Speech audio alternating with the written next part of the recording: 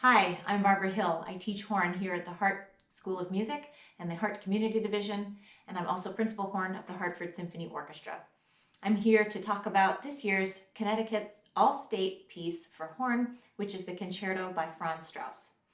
Franz Strauss is probably most famous as being the father of Richard Strauss, but he was well known during his day as a most gifted and talented horn player, and sometimes an abrasive and stubborn musician.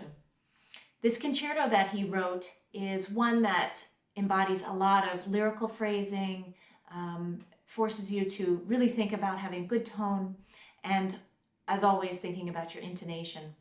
Three main points that I like to keep my students aware of as they're practicing and working through this movement are these three.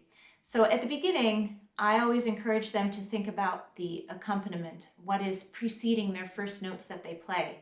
And this would be either hearing the orchestra in your ear or the piano accompaniment, and getting the pulse and the tempo ready and set and feeling it inside your body before you start to play. The second thing that I like to remind them of is to not rush through quarter notes. There are a lot of notes in this particular movement that are faster moving notes, like eighths and 16th notes.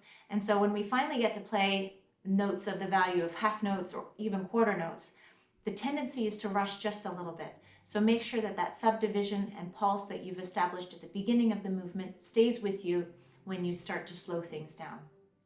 Also be aware that there is a tempo change about 3/4 of the way down the first page marked più lento. So make sure that you play that a little bit on the slower side. When you get over into the 16th passage, I like to encourage my students to strive for more clarity of notes and clarity of articulation over striving to play it the fastest that you can. We want to hear it clearly. We want to hear it with all the correct articulations as Franz Strauss put in, and that will make for a much better performance in my estimation. I hope you have enjoyed preparing this piece, and good luck with your audition.